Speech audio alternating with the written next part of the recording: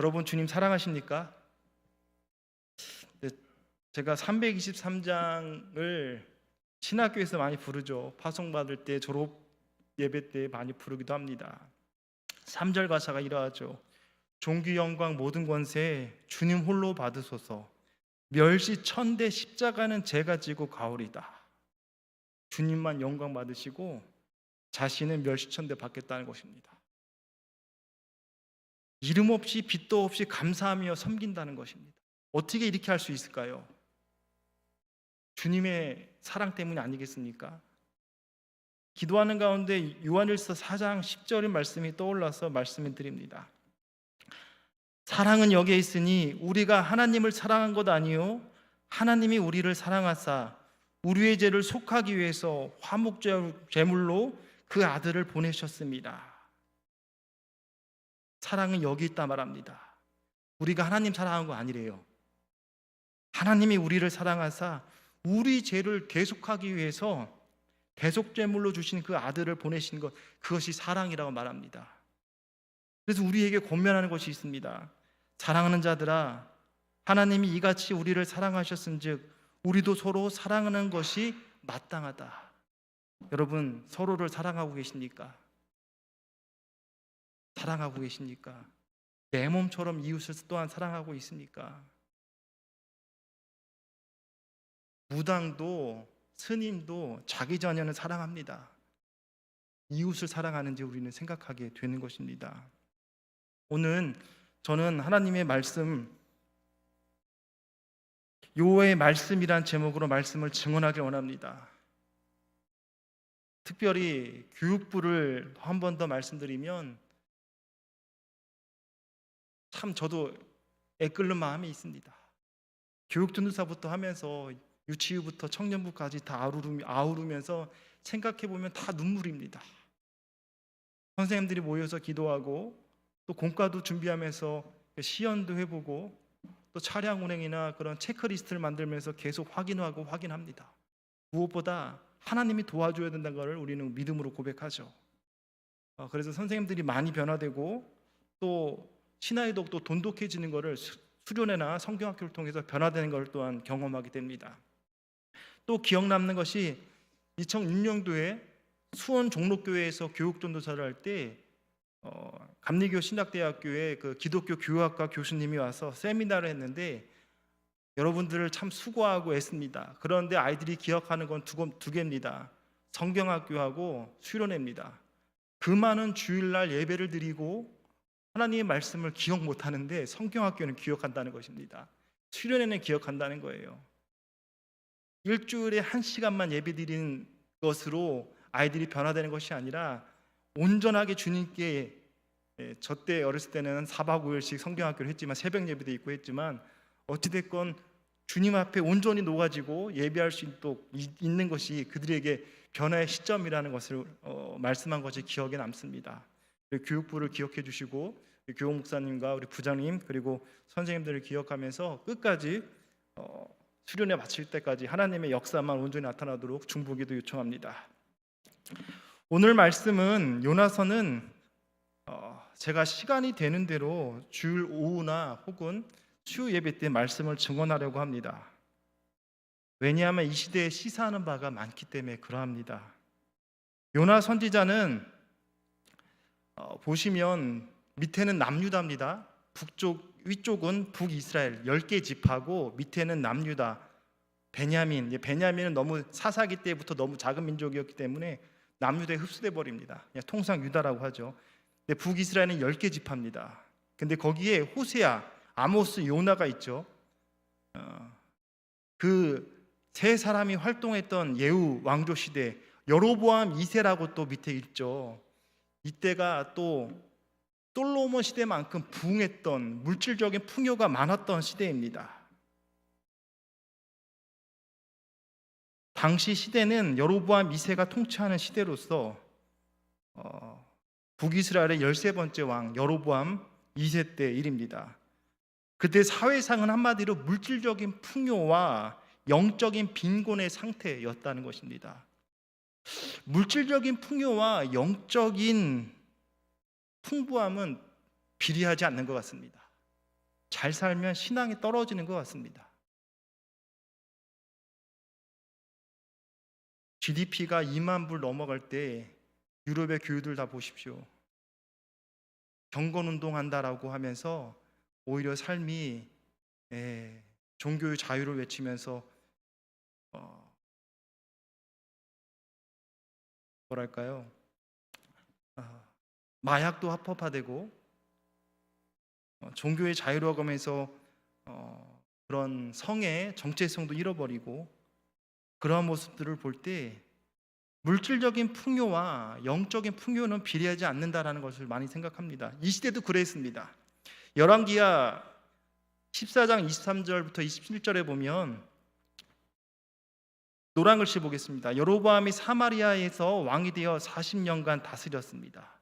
그런데 어떻게 평가했냐면 아까 그 시대가 요나 시대, 그 북이스라엘 시대상을 얘기하는 것입니다. 여호와 보시기에 악을 행하여 윗물이 맑아야 아랫물이 맑겠죠. 근데 윗물이 벌써 어둡습니다. 깜깜합니다. 꾸정물입니다. 하나님께 이스라엘이 범죄한 느바의 아들 여로보암의 모든 죄에서 떠나지 아니하였더라. 여기 여로보암은 여로보암 1세를 말합니다. 북이스라엘이 멸망하고 솔로몬이 하나님께 범죄함으로 나라가 분열됩니다.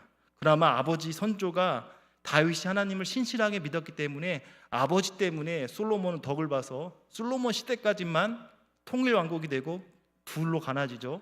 그때 첫 번째 북이스라엘의 첫 번째 왕이 여로보암입니다. 여로보암의 모든 죄에서 떠나지 아니하였다. 이 얘기는 남유다는 예루살렘의 절기를 지키면서 4대 절기를 지키면서 성전을 향합니다. 북이스라엘의 사람들이 남유다로 예루살렘으로 마음이 향할까봐 절기를 지키러 갈까봐 북쪽에는 단에다가 짓고 밑에는 남쪽에는 베델이라는 지역에 금송아지를 만들어서 우리를 인도해낸 신이 여기 있다 여호와라라고 하면서 금송아지를 만들어 놓고 일반 사람들을 제사장을 만들어 놓고 그렇게 북이스라엘의 민족들이 남유다로 가지 않도록 그렇게 악한 죄를 저질렀던 여로보암, 우상 숭배의 근원 첫 단추가 그러합니다. 그래서 북이스라엘의 모든 왕조는 선한 왕이 하나도 없습니다. 다 악한 왕입니다. 그 시대가 여로보암 2세도 악했다는 것입니다. 이스라엘의 하나님 여호와께서 그 종 가드헤멜 아미떼의 아들 선지자 요나를 통하여서 하신 말씀과 같이 여로보암의 이스라엘 영토를 회복됩니다. 참 신기하죠. 하나님 앞에 악하다고 했는데 이 둘째 줄 보면 여로보암이 이스라엘 영토를 회복함에 아마 거기에서부터 아라바 바다까지 하였더니라고 했습니다. 오히려 영토가 회복됩니다. 축복임이에요. 하나님 앞에 바르지 않는데 축복임이에요. 그러면 깨달아야 됩니다. 그들이 어떻게 됐을까요? 이는 여호와께서 이스라엘의 고난이 심하여 매인 자도 없고 노인자도 없고 이스라엘을 도울 자가 없음을 보셨고 하나님이 긍휼히 여기시는 거예요. 고난이 심한 걸 아는 거예요. 깨달아야 되는데 깨닫지 못하는 거죠. 여호와께서 또 이스라엘의 이름을 천하에 없이 하겠다고도 아니하셨으므로 요아스의 아들 여로보암의 손에서 구원하심이었더라. 이때가 마지막 기회였을지도 모르겠습니다. 그 시대가 그러했어요. 그 은혜를 모르고 당시 사람들은 육체적 쾌락과 탐닉을 하며 정의와 진실을 요구하시는 그 미가서의 하나님처럼 그런 신앙보다 인간의 욕심을 채우기 위해 급급한 우상 숭배에 빠져 있는 세상의 트렌드를 따라가는 것, 유행을 따라가는 것이죠. 세상 사람처럼 우상 숭배에 만연한, 그래서 신앙이 타락하고 윤리가 무너지고 힘있는 자가 힘 없는 자를 물건을 빼앗고 강팍하게 되는 그 시대 속에서 가정은 순결을 잃어버리고 파괴되고 사회 전체가 부패하기 시작했습니다. 사사시대와 마찬가지죠. 사사시대가 얼마나 부패했으면 나실인 제도까지 만들겠습니까? 근데 그것도 안 되니까 삼손도 타락하고 반지파 이야기 속에서, 그렇죠? 북으로 가고 그 하나님께서 주신 땅을 버리고 도망가고 레위 사람이 첩을 두고 있는 상황이 되는 것이죠.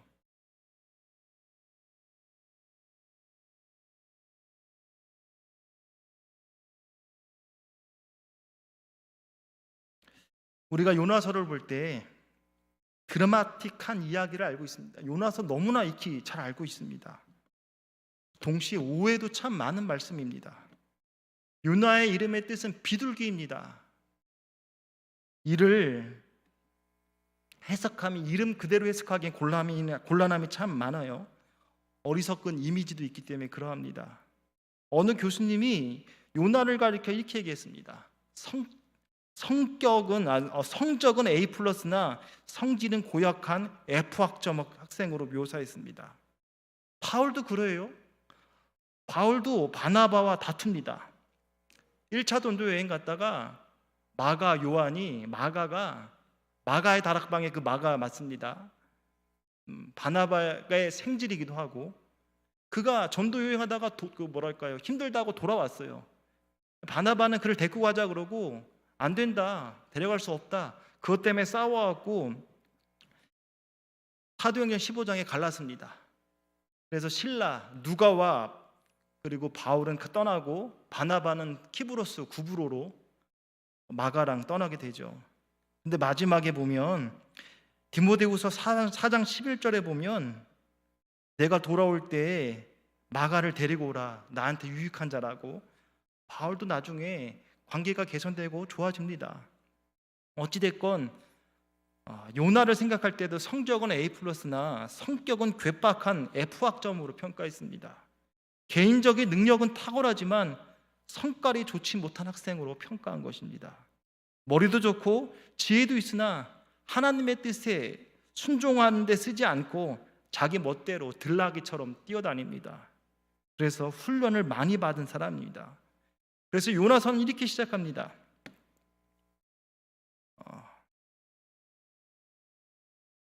여호와의 말씀이 아미떼 아들 요나에게 임하니라. 요나서의 시작은 하나님의 말씀이 요나한테 임하여서 시작됩니다. 그러면 요나서의 주인공은 요나가 아니라 하나님입니다. 하나님의 말씀이 임했기 때문에 그러합니다. 요나서는 처음부터 끝까지 하나님의 임함으로 시작하여서 또 하나님의 말씀이 임함으로 끝을 맺게 됩니다. 그러므로 진정한 주인공은, 요나서의 주인공은 하나님이십니다. 요나 선지자가 하나님의 말씀을 전하는 삶, 살게 된 것, 개인적인 능력이 뛰어나서가 아닙니다. 가문이 뛰어나서가 아닙니다. 세상은 그러할 수 있습니다.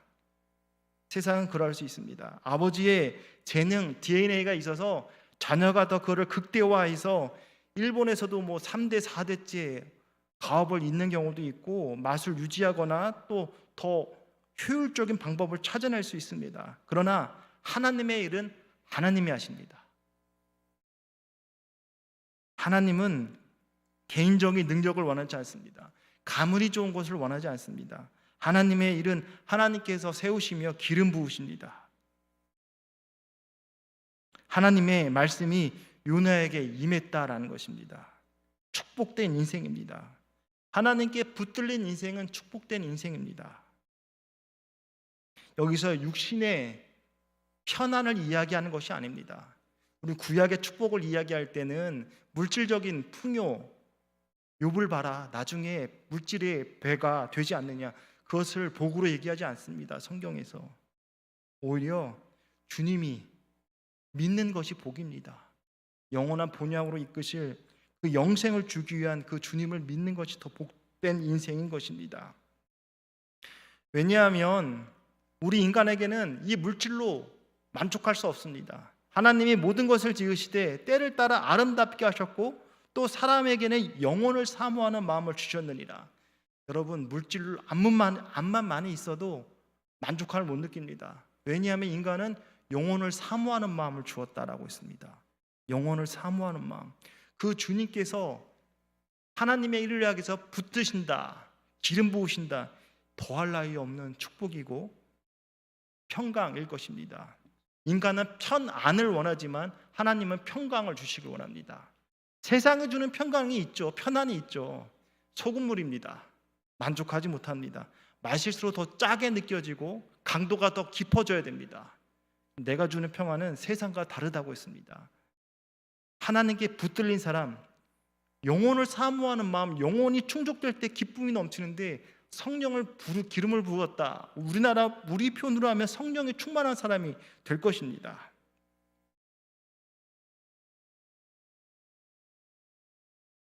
여호와의 말씀이 요나에게 임했다라고 했습니다. 성경에 나타난 유명한 하나님의 종들은 하나같이 하나님의 말씀이 임함으로 시작이 되는 것입니다. 바울도 제가 새벽 예배마다 데살로니가 전서를 계속하고 있는데 자기의 사도성에 대한 이야기할 때 하나님을 만남, 하나님께 위탁받은 말씀에 대한 이야기를 하고 있습니다. 자기네 바울이 가지고 있는 재능을 자랑하고 있지 않다는 것입니다. 바울이 3천층 이야기하죠. 바울이 사도성을 공격하기 때문에 그러합니다. 넌 12제자가 아니잖아. 예수님 언제 경험했는데. 내가 이거 말할 거 아닌데 3천층에 부끄러워서 할 말도 아닌데 못 믿는다고 하니까 나도 그러하다 얘기할 때 한 번 얘기했습니다. 그것도 자랑해서 말하고 싶은 것이 아니라 변호하기 위해서 한 번 얘기한 것입니다. 여호와의 말씀이 요나에게 임했기 때문에 요나는 행복한 것입니다. 하나님의 종들은 하나님의 말씀에 임함으로 주의 일들을 시작하게 되는 것이죠. 전혀 다른 인생을 살아가게 되는 것입니다. 하나님께서 사울을 만날 때 사울아 사울아 하며 하나님의 말씀이 임하게 됩니다. 사울이 변하여 바울 인생 복음 전도자로 서게 되는 것이죠. 예레미야도 마찬가지입니다. 아몬의 아들 유다 왕 요시야가 다스린 지 13년에 여호와의 말씀이 예레미야에게 임하였고 여호와의 말씀이 예레미야에게 임했습니다. 남유다의 마지막 선왕 요시야입니다. 그 윗대가 16대 왕이고 이달랴라고 해서 이스라엘의 씨를 말려고 했던 다윗의 후손에서 예수님이 나는데 그것을 철저히 본인이 여왕으로서 치료하고 싶어서 그랬겠지만 어찌됐건 아달랴가 그 15대 왕이고 16대가 요시야 8세 때 왕이 되어서 오랫동안 정치하다가 또 성전을 청소하고 하나님의 말씀을 발견하고 종교개혁을 하면서 하나님께 선한 왕이 되었는데 갈그미스 전쟁으로 인하여서 피해를 보게 됩니다.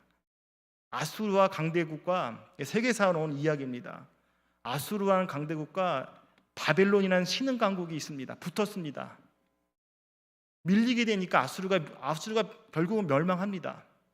그런데 그 애굽의 느고 왕이 아수르를 도와주려고, 왜냐하면 바빌론이 이기면 우리까지 피오니까 도와주려고 하는데 이때 요시야가 무기또에서 전사합니다. 화세 맞아.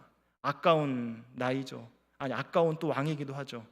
어쨌든 그렇게 전사하게 됩니다. 마지막 왕, 그 나머지 16대부터 17대부터 20대 왕은 다 악한 왕이 됩니다. 요아김, 그는 셋째 아들입니다. 그 시대부터 시드기야 21년, 시디야가 마지막 남유다의 마지막 왕이 됩니다. 그러니까는 예레미야는 남유다 멸망할 때까지 보았습니다. 4명의 5명의 왕을 겪었습니다. 여호와의 말씀이 임했다라는 것을 말씀드리고 싶은 거였는데 또 그 왕을 알아야 시대를 알 수 있으니까 잠깐 이야기한 것입니다. 하나님의 말씀이 임하기 전에는 예레미야는 자신은 말할 줄 모르는 아이라고 했습니다. 하나님이 이런 그에게 아이라고 하지 말라라고 말합니다. 그것은 그에게 할 말을 주시기 때문에 그러합니다. 예레미야가 이 말을 순종하였을 때 마침내 위대한 선지자가 됩니다. 새벽 예배를 통하여서 말씀 묵상을 통하여서 여러분 하나님의 말씀을 받고 있습니까? 말씀을 통해 자신에게 임하는 하나님의 말씀을 받을 수 있어야 됩니다. 사람이 떡으로만 살 수 있을까요? 영적인 호흡을 해야 됩니다. 하나님이 주시는 만나를 먹어야 되는 것입니다. 자신에게 은혜가 되고 힘이 되는 것입니다. 유대인은 표적을 구하고 헬라인은 지혜를 구한다라고 하지만 구원을 받는 우리에게는 하나님의 능력이 됩니다. 하나님의 말씀 뜻 자체가 다바르, 그 뜻 자체가 거룩한 말씀이면서 이벤트가 됩니다. 사건이 됩니다. 하나님의 말씀이 임하면 역사함이 나타나게 된다는 것입니다. 장래의 방향에서도 모든 문제 가운데서도 진정 이길 수 있는 힘이 말씀에 있다라는 것을 강조하고 싶은 것입니다. 여러분, 암초가 두려우십니까? 여러분이 항해하는 배가 천국으로, 하나님의 백성이면 천국으로 나아가야 될 텐데 암초가 두려워서, 또 바다의 깊이가 알 수 없어서 두렵습니까? 암초가 두렵다는 얘기는 자신의 배의 밑창이나 옆을 부딪히면 침몰하기 때문에 그러하죠. 그러나 여러분, 은혜의 수위가, 바다의 수위가 높으면 암초는 그대로 있지만 아무런 위험 요소가 되지 못합니다. 제 사역의 환경적 어려움을 보았을 때, 또 인생의 중요한 기로가 있을 때 하나님의 말씀이 임했습니다. 그 하나님의 말씀을 지금도 붙잡고 있습니다. 밑줄과 긁고 색깔 글씨를 보면, 왕 살림 감독이 아삽에게 조서를 내리사 쓸 제목을 내게 주게 하옵소서 하매 내 하나님의 선한 손이 나를 도우심으로. 느헤미야가 살림 감독에게 아삽에게 조서를 내서 성벽을 지으는데 도와달라고 할 때 하나님이 이렇게 말씀하십니다. 내 하나님의 선한 손이 나를 도우심으로. 하나님의 선하심이 도우신다는 것입니다. 확신하고 있습니다. 보통 똑똑한 사람들이 자기 이성의 힘을 믿을 때 기도하지 않습니다. 자기 이성의 바운더리에서 벌써 인풋 아웃풋이 되어 있고 과정을 다 계산해 놓습니다. 그래서 인문학자나 혹은 철학을 한다던가 음악을 많이 하는 사람들은 하나님을 믿기가 쉽지 않아요. 그런 걸 많이 보게 됩니다. 하나님의 선한 손이 나를 도우신다, 역사하신다. 그러나 우리가 하나님의 이 역사하심을 깊게 체험하는 방법이 있습니다. 고난입니다. 고난을 통해서 예수님을 깊이 묵상하게 됩니다. 힘들 때 하나님의 손이 나를 도우시는구나, 그때 고백합니다. 그래서 고난은 원치 않는 선물이라고 말하기도 했습니다. 빌리 안시 기독교 저술가는 선물이면 좋아야 됩니다. 근데 원하지 않아요. 왜 그럴까요? 고난이니까. 근데 지나가 보면 선물인 걸 알아요. 그 힘듦 때문에 나이가 부족했던 부분들 혹은 잘못된 부분들이 그때 고치는 거예요. 하나님의 도우심이 있구나. 그래서 성전과 성벽 재건을 형통하게 되었다는 말씀이지만, 이 말씀이 제 심령에 강타하게 됩니다. 하나님의 선한 손길이 도우신다. 하나님의 선한 손길이 도우신다. 두려움이 있을 수 없다. 두려움이 없을 수는 없지만 기쁨이 더 크기 때문에 문제되지 않는다. 암초가 있지만 바다의 수위가 높다. 하나님이 함께 하신다. 목사로서 사명을 잘 감당할 수 있을까? 두려움도 있고 걱정도 앞섭니다. 하나님, 나 참 부족한 사람입니다. 모세가 하나님께 그렇게 말했던 것을 5번이나 부인하지만 하나님께서 필요한 것은 순종입니다. 하나님은 한쪽을 닫으시면 분명 한쪽을 여십니다. 그 길이 맞는 길이에요. 한쪽을 닫으면 한쪽을 여십니다. 부목사로서 19년의 생활을 보내고 있습니다. 많은 거 감사하게 돼요. 하나님의 말씀이 나를 붙든다는 것을 더욱더 강하게 느낍니다. 제 좌우명처럼 외우고 있는 말씀인 여러 말씀 중에 시편 119편 11절 또 말합니다. 내가 주께 범죄치 아니하라 하여 주의 말씀을 내 마음에 두었나이다. 말씀 앞에 서려고 무단하게 노력합니다. 종교개혁을 했던 칼빈도 코람데오, 하나님 앞에서, 코람 앞에서 전치사입니다. 데오스, 하나님 앞에서. 그리고 그의 또 하나의 그 영광이 있다면 하나님 앞에서 모든 영광을 하나님께 그런 삶을 살려고 노력했던 칼빈의 모습도 있습니다. 어쨌든 새벽 예배 또는 어떠한 방식으로 하나님의 말씀을 받아야 됩니다. 하나님의 말씀을 받을 때 살아난다는 것입니다. 하나님의 말씀이 임할 때 산다는 것입니다. 요한복음 5장 25절에 진실로 진실로 너에게 이르노니 죽은 자들이 하나님의 음성을 들을 때가 오나니 곧 이때라. 듣는 자는 살아나리라. 예수님을 믿지 않는 자들은 죽은 자입니다. 근데 그 죽은 자가 하나님의 말씀을 들으면 어떻게 되냐면 살아납니다. 고기도 먹어본 자가 알죠. 하나님의 은혜 받고 낙심한 자 있다면 하나님의 음성 들으면 살아난다는 것입니다. 왜 그럴까요? 하나님의 말씀은 히브리서 4장 12절의 말씀처럼 살아서 운동력이 있습니다. 좌우의 어떤 날선 칼보다 예리합니다. 인간의 칼은 인간의 몸에 제한되지만 하나님의 칼은 영혼 깊숙이 들어갑니다. 인간의 칼이 수술한다라고 할 때 그런 과정과 혹은 실습에 대한 경험으로 혹은 배운 대로 한다고 하지만 사실 살이 차오르고 연결되고 회복되는 건 사실 그것도 하나님의 영역입니다. 어찌됐건 칼은 인간의 몸에 제한되지만 하나님의 칼은 우리의 영혼을 수술하십니다. 그리고 아까 말씀드렸듯이 하나님의 말씀은 이벤트, 사건이 되는 것입니다. 하나님의 말씀이 임할 때 선택하게 되고 집중하게 됩니다. 능숙한 사자는 먹이가 많다고 다 쫓아다니지 않습니다. 선택했다면 그것에 집중합니다. 나에게 부르신 소명에 그것에 달려가는 것입니다. 다 잘할 수 없습니다. 일장일단이 됩니다. 여러분에게 만수가 있다면, 여러 가지의 카드가 많다면 돌려막기 하고 있는 것입니다. 막힐 때가 있습니다. 오히려 하나님께서 주시는 그 단수, 여러분에게 주신 그 재능으로 승부를 걸어야 되는 것입니다. 무엇보다도 하나님의 말씀 임할 때 내적, 외적 열매를 맺을 수 있게 됩니다. 주님은 우리의 열매를 보고 우리를 판단하신다라고 말씀하십니다. 우리가 다시금 힘을 내서 말씀을 듣는 자리를 사모해야 됩니다. 그가 사모하는 영혼에게 만족을 주신다라고 했습니다. 여러분 어떤 생각하십니까? 어떤 걸 보십니까? 누구랑 자주 대화하십니까? 여러분의 자화상이 그 모습입니다. 좋은 사람 만나는 거 중요하죠. 여러분이 좋은 사람이 되면 꽃이 되어서 향기를 내면 벌은 붙습니다. 생각은 자석입니다. 좋은 생각을 하면 좋은 생각이 붙는 거 맞습니다. 근데 우리 인간은 좋은 생각이 안 나는 게 문제죠. 근데 말씀에 붙잡혀 있다면 경험으로 가는 것이 아닙니다.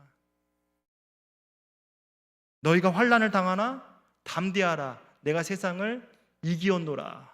예수 믿는 사람들 고난이 없다라고 예수님은 그렇게 말한 적 없습니다. 내가 이겼잖아. 너에게 이길 힘을 줄 거야 라는 것입니다. 그래서 두려워하지 말라는 것입니다.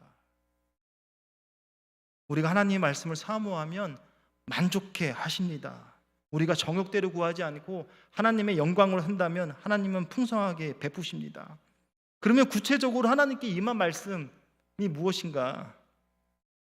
1장 2절이죠. 너는 일어나 저 큰 성 니느웨로 가서 그것을 향하여 외치라. 그 악독이 내 앞에 상달되었음이라 하시니라. 그 악독이 상달되었다. 430년 종살이 할 때 그들이 부르짖습니다. 하나님 힘듭니다. 괴롭습니다. 하나님 앞이 듣습니다. 그들의 모습을 보시려고 내려오십니다. 그들이 악독이 내 앞에 상달되었다. 그래서 하나님 누굴 보내요? 요나를 보내요. 근데 참 시대상으로 아까 북이스라엘이 물질적으로 풍요로웠지만 영적으로는 어두웠습니다. 우리는 결과를 알고 있어요. 요나서 이방민족입니다.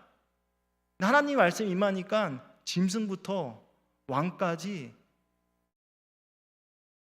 회개하는 역사가 일어나요. 지금 하나님의 백성인 이들은 나타나지 않는데 이방 민족이 나타나고 있어요. 참 재밌죠? 네, 요나에게 사명이 임합니다. 일어나라는 것이에요. 가라는 거예요. 외치라고 말하고 있습니다. 너는 일어나 저 큰 니느웨 성으로 가라. 그리고 그들을 향해 외치라. 제가 일부러 동사만 빨간 줄, 노란 줄 춘 것입니다. 일어나라, 가라, 외치라. 그러면 첫 번째 요나의 사명은 일어나라 라는 것입니다. 성경에 일어나라는 말씀이 참 많이 나와요. 언뜻 보면 또 많이 생각하는 것이 이사야 60장 1절일 것입니다. 일어나라, 빛을 발하라 라고 생각하게 됩니다. 38년 된 병자에게 예수님은 이렇게 말합니다. 일어나, 내 자리를 들고 걸어가라. 일어나라라고 또 말합니다. 일어나라는 것, 결단하라라는 것입니다. 결단하고 무기력한 자리에서 떨쳐 일어나라는 것입니다. 앉아있거나 누워있는 것, 믿음의 사람의 자세가 아니라는 것입니다.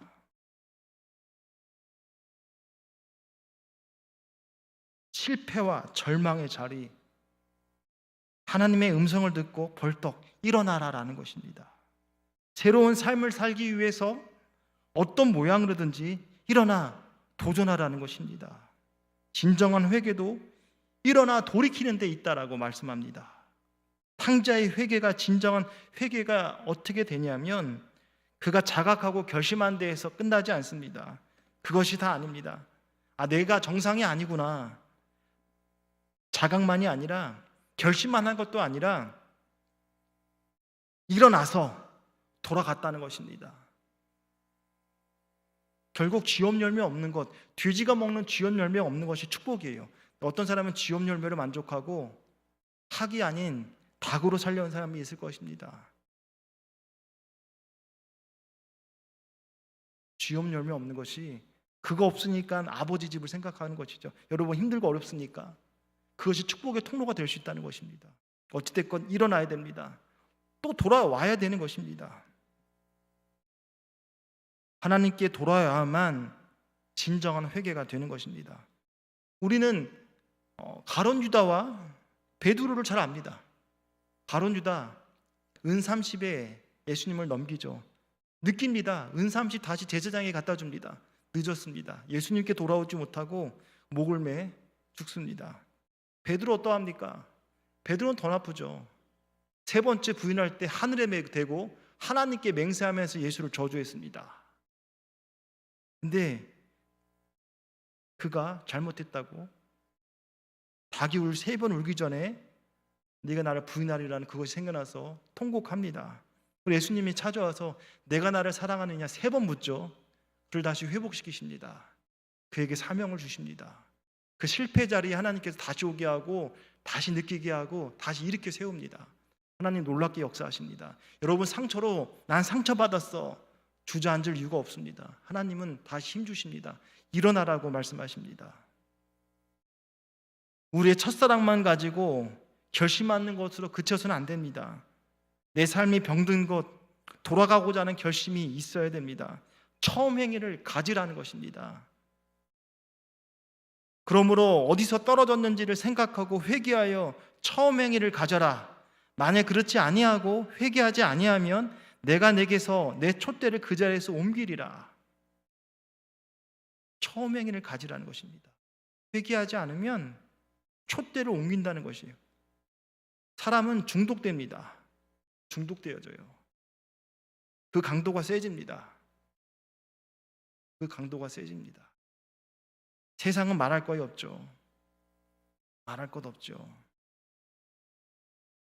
더 큰 쾌락을 추구하는데 결국 인생 별거 없고 어둡구나.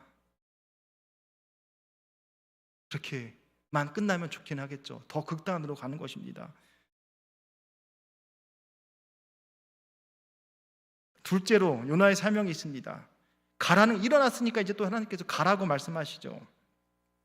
교회의 사도성의 원리를 말합니다. 세상으로 가라라는 것입니다. 가라라는 말씀에는 언제나 마태복음 28장 19절 20절의 말씀이 떠오릅니다. 예수님이 우리에게 위임 명령을 하시죠. 그러므로 너희는 가서 모든 족속으로 제자를 삼아 아버지와 아들과 성령의 이름으로 세례를 베풀고 가라고 말씀합니다. 가라는 것은 가서 제자 삼으라는 것입니다. 사도적 제자 훈련을 말하는 것입니다.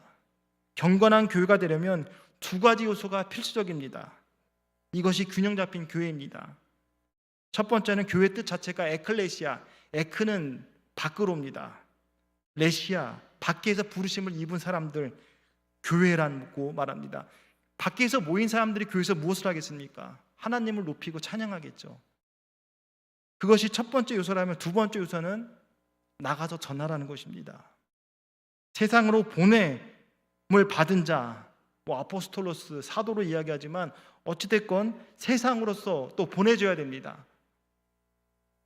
그래서 감독님이 축도할 때 세상으로 우리를 파송하는 것입니다. 다시금 일주일 동안 믿음으로 승리하라고, 또 주어진 자리에서 그리스도의 향기를 발하라고 그 뜻을 담고 있는 것이죠.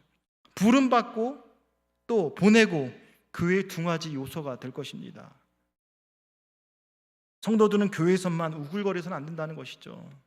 세상으로 가라는 것입니다. 악독한 성읍, 죄악이 넘치는 니느웨 성읍으로 가라라는 것입니다. 아까 제가 찬송가 323장인가요? 3절에 아골을 쫙 빈들에도, 아골이 아간이 범죄한 그곳을 말하는 것 맞습니다. 사망의 음침한 골짜기가 될 수 있습니다. 왜 갈까요? 사랑받았기 때문에. 내가 세상을 이겼잖아, 너한테 이길 힘을 줄 거야. 그 의미를 담고 있다는 것이죠. 세 번째 사명이 있죠. 외치라 라고 말씀합니다. 갔으면 입을 열어서 외치라는 것입니다. 하나님의 말씀을 외쳐야 합니다. 그리스도의 십자가와 부활을 외치라는 것입니다.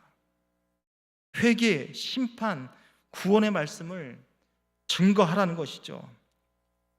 보통 사형리를 제가 많이 사용하고 또 그것이 가장 저한테는 익숙한 것 같아서 말합니다. 첫 번째 원리가 그거 아닙니까? 하나님은 당신에게 놀라운 계획이 있습니다. 복을 주시곤 합니다. 두 번째, 문제가 있습니다. 하나님과 나와의 단절이 되었습니다. 아담이 선악과를 따먹었고 우리 스스로도 하나님을 찾지 않고, 또 로마서 1장 2장에 우리 인간의 범죄성을 이야기할 수 있겠죠. 단절되었다. 그러나 해결책이 있습니다. 예수님이 우리를 영생하도록, 그 에덴 동산과의 회복 혹은 파라다이스 천국을 다시금 영원한 삶으로 인도하십니다. 그리스도를 소개하는 것이 세 번째가 될 것이고, 네 번째가 영접 아닙니까? 가서 전하라고 말씀합니다. 집안의 구원도 기도 제목으로 제시해서는 안 됩니다. 입을 열어서 외치라는 것입니다. 우리는 두려운 말씀으로 말씀을 드려야 됩니다. 마가복음 8장 39절에 누구든지 이 음란하고 죄 많은 세대에 대해서 나와 내 말을 부끄러워하면 인자도 하나님의 영광으로 거룩한 천사들과 함께 올 때 그 사람을 부끄러워하리라. 너 나 모른 척했지? 나도 너 모른 척, 너 몰라라고 말하는 것과 같습니다. 마태복음 7장 21절 말씀과 같죠. 주여 주여 하는 자마다 하나님 자녀 아니라는 것이죠. 하나님의 뜻대로라는 말씀과 같은 것이죠. 부끄러워하는 자, 나도 사람 앞에서 그 사람을 부끄러워하리라.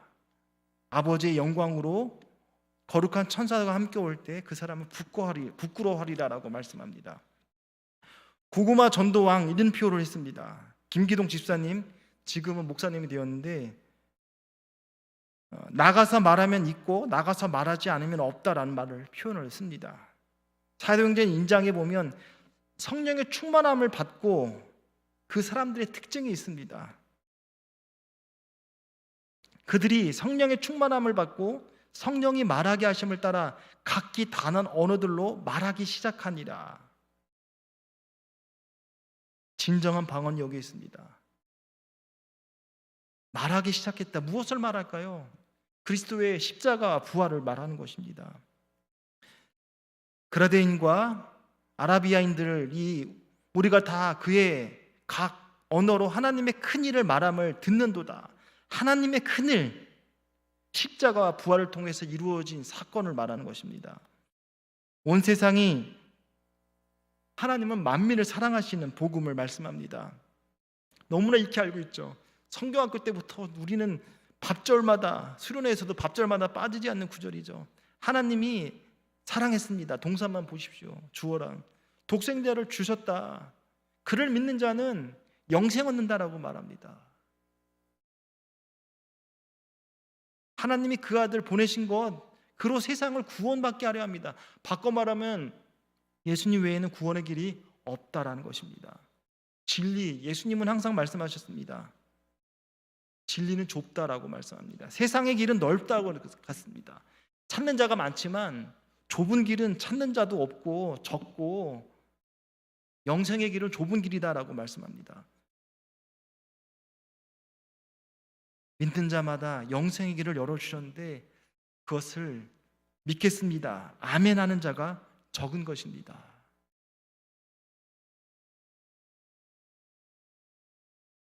하나님의 큰일,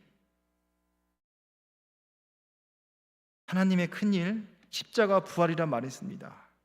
성령의 충만을 받았다라는 것, 하나님의 큰일을 말하는 것입니다. 말씀을 정리하겠습니다. 요의 말씀이 요나에게 임했습니다. 여기에 주어는 하나님의 말씀입니다. 동사는 요나가 움직이는 것입니다. 하나님의 말씀이 주체가 됩니다. 요나가 움직이게끔 합니다. 하나님의 말씀이 임한 사람이 행복한 것입니다. 그를 붙들기 때문에 그러한 것이죠. 그래서 그에게 사명이 주었는데 일어나라는 것입니다. 주저앉지 말고 루저 인생으로 살지 말고 하나님이 공급하시는 힘으로 일어나서 가서 외치라는 것입니다. 마지막 성령이 우리에게 주시는 말씀을 듣기 원합니다. 인자야, 내가 너를 이스라엘 족속의 파수꾼으로 삼은 같이 그런즉 너는 내 입에 말을 듣고 나를 대신하여 그들에게 경고할지어다. 내 말을 듣고 파수꾼이 되라는 것입니다. 깨어라는 것이죠. 무드셀라 969세죠. 파수꾼입니다. 그가 죽는 해에 홍수가 일어납니다. 노아가 600세 되는 해죠. 969세까지 무엇을 얘기할까요? 심판이 임한다고 얘기했을 것입니다. 사람은 안 듣습니다. 그 나이 제일 많은 사람이 죽을 때, 노아가 600세 될 때 홍수가 일어납니다. 파수꾼으로 삼았습니다. 왜 파수꾼을 삼았을까요? 내 입의 말을 듣고 노란 글씨 그들에게 경고하래요. 뭘 경고할까요? 가령 내가 악인에게 대하여 악이나 너는 반드시 죽으리라 하였다 하자, 내가 그 악인에게 말로 경고하여 그 길에서 떠나지 아니하면 그 악인은 자기 죄악으로 말미암아 죽으려니와 내가 그의 피를 내 손에서 찾으리라. 그 피값을 누구한테 찾아요? 우리한테 찾는데요. 왜냐하면 전하지 않았기 때문에. 노란 글씨 보면 내가 그 악인에게 말로 경고하여 그 길에서 떠나게 하지 아니하면 그 사람은 죄악으로 죽어. 그러나 그 피를 너에게 찾을 거야. 그러나 또 얘기하죠. 너는 악인에게 경고하여 돌이켜 그의 길에서 떠나라고 하되 말했습니다. 전했어요. 그가 돌이켜 그의 길에서 떠나지 아니하면 그는 자기 죄악으로 죽으려니와 너는 내 생명을 보존하리라. 산다는 것이에요. 우리 복음 증거는 의무입니다. 주어진 자리에서 하나님을 증거하면 됩니다. 이러한 축복이 정말 주님을 생명처럼 임함이 기쁨이 되어서 그 하나님의 말씀을 전하는 저와 여러분이 되었습니다. 사명 다하기까지 하나님께 칭찬받는 우리가 되었으면 좋겠습니다. 기도하겠습니다. 하나님의 은혜와 사랑을 감사합니다. 나 같은 죄인이 옳다함 입음은 확실히 믿기는 어린 양의 보혈임을 믿습니다. 어린 양의 보혈, 나도 예수 믿지 않으면 이 세상이 전부인 양 눈물 지실 수밖에 없고, 남은 많이 가졌는데 나만 지질이 궁상인 것 같고 나만 부족해 보이고 비교의식 속에서 루저 인생으로 살아갈 우리이지만, 그러나 주님께서 너를 상품이 아니라 걸작품으로 만들었다라고 말씀하시며 더 나은 본향을 예비하셨습니다. 요나에게 말씀이 임했습니다. 일어나라고, 전하라고 말씀하십니다. 우리가 어디에서 물어나던 그리스도의 난치판이 되게 하여 주시고 주님을 향한 해바라기가 되게 하셔서 주님만 영광만 드러내는 세례 요한과 같은 삶을 살아가는 우리의 삶이 되게 하여 주옵소서. 그러한 축복이 우리 모두에게 있게 하여 주옵소서. 감사드리며 예수님의 이름으로 기도합니다. 아멘.